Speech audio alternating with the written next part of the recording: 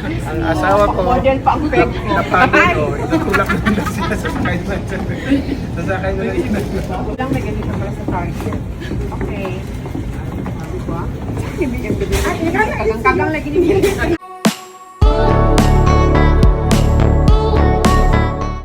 Manny Pacquiao natawa sa asawang si Jinky. Napagod nga kasing maglakad, marami ngang nilakad at sakto sa grocery na napuntahan nila ay may ganitong upuan sa pushcart trolley. Na-amaze nga si Manny at kinuhanan ng video ng asawa. Makakapahinga habang namimili.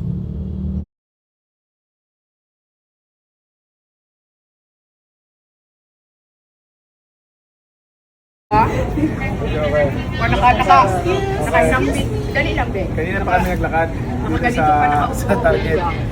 Ang asawa ko, Model pa ang peg ko. napagod ko. Itutulak na nila sila sa sakay na. Sasakay na lang sila. May jokes naman. Mangga mo ka. Ayaw po mangga.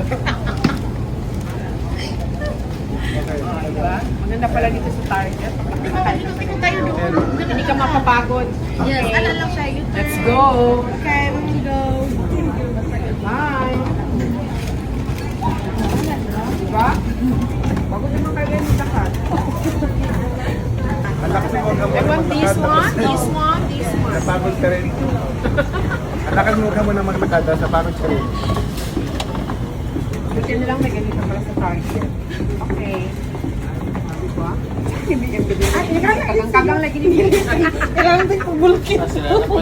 Kailangan tayo pabulkit. May ganito pala sa Target, may bilihan pa ng Starbucks. Kaya naman habang namimili, nakapagmerienda pa si Madam Jinky. Sa Target nga sila namili ng mga kailangan ng anak na si Queenie na gagamitin sa dorm niya. Kompleto na nga kasi rito ang mga bilihan, all-in-one na.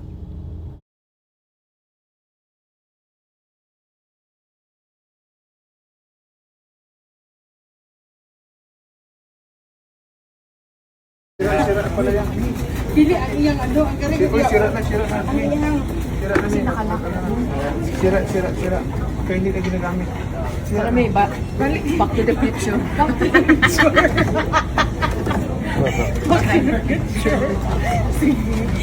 Yes. Change kami kaya parang sira siya. Na-flat siya, guys. So, parang isa lang yung nakikita ko. I'm park. Diba? Pwede ba ka ganun? Nada. Yeah, hintayin ko lang sila dito. Okay. Thank you very much. Maganda nga ito sa mga mabilis mapagod at bagay rin ito sa mga bata at senior. Matibay nga ang gawa, kaya kahit matatanda ang maupo ay pwedeng-pwede.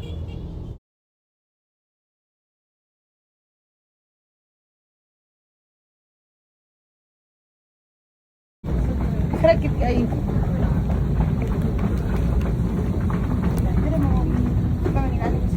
Ay, kanik. Ay, nakang skirt. Skirt niya.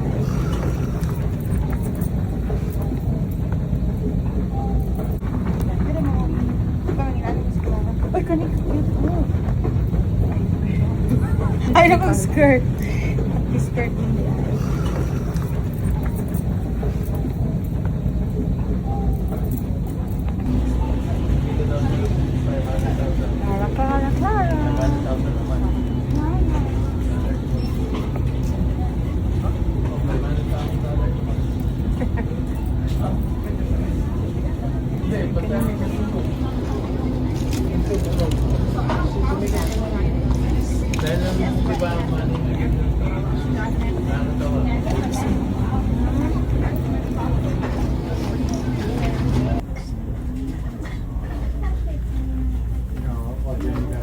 Nakakatuwa nga si Jinky maging lola kahit nasa Chicago, naaalala ang kanyang apo na si Clara na nasa California.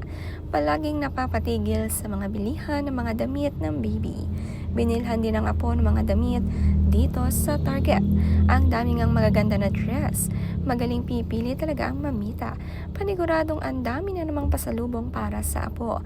Babalik pa nga sila ng California pagkatapos silang ayusin ang mga kailangan ni Queenie dito sa Chicago.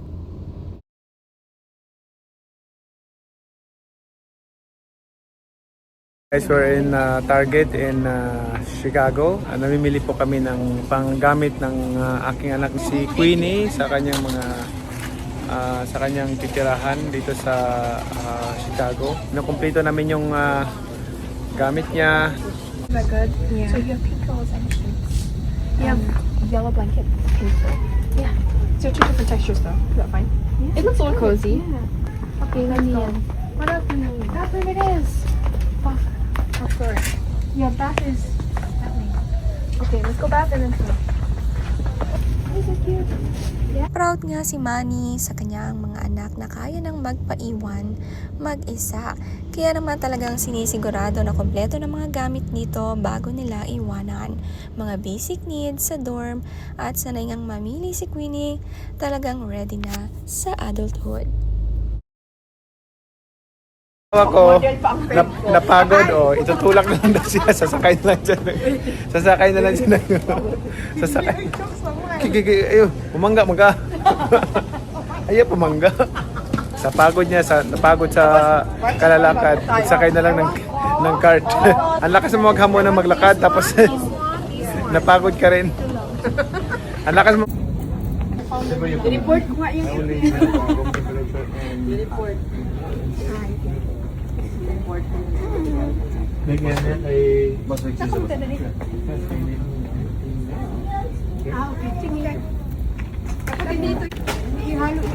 Si Queenie nga ay 17 at si Princess naman ay 19. Nagpaalam na nga ang Daddy Manny sa kanila matapos nga mamili.